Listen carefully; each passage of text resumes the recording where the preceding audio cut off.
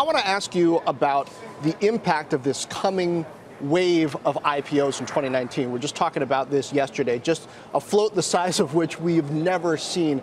What do you expect the impact to be on the startups potentially coming behind it?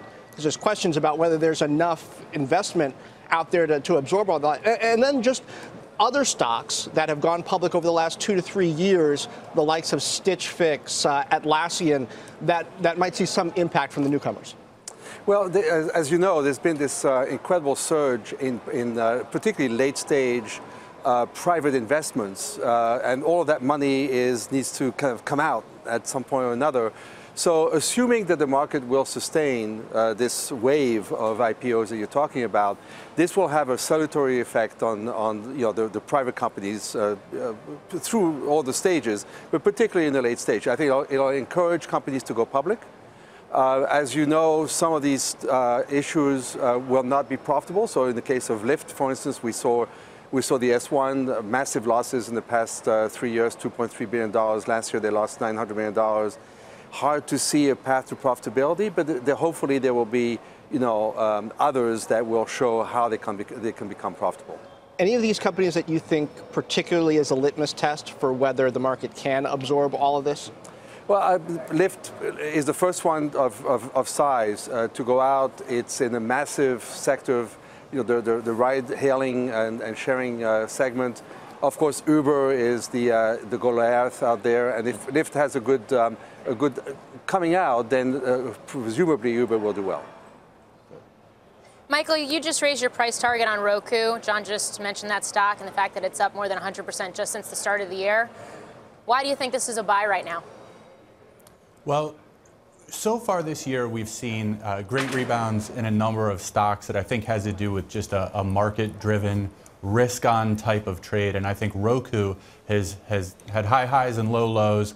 If we look at it just in that narrow frame, it looks like Roku has had this great move. I think Roku is still off its all-time highs, but importantly, now that I think this sort of beta trade is behind us, we're really looking for key themes that are going to be company-specific, industry-specific, that are going to drive the stocks. In this case, it's really about this continuing shift to streaming video and monetizing streaming video. And increasingly, you're going to see advertising-based streaming video as a key theme and a key growth driver this year. And Roku is incredibly uniquely positioned in bringing together content, bringing together consumers, and bringing together advertisers. And we think that value is underappreciated.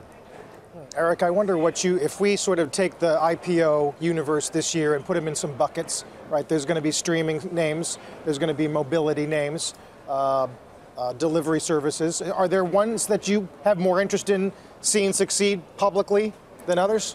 Well, look, all three really are important. Like there's so much investment in the delivery space that it would be good to see somebody really shine and show how you become a really great company in that space.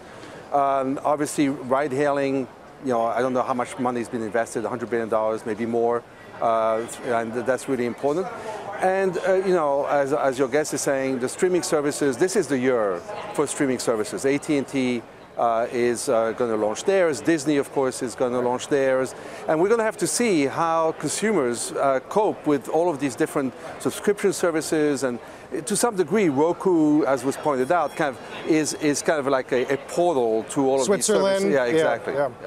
Michael, be the Discovery Channel kind of Animal Planet narrator for us in the streaming ecosystem we're about to see. You say Netflix is still your best bet, your favorite in this, but how are the others likely to survive? The Rokus, which you say still has a good place in entrants like Disney and the traditional players.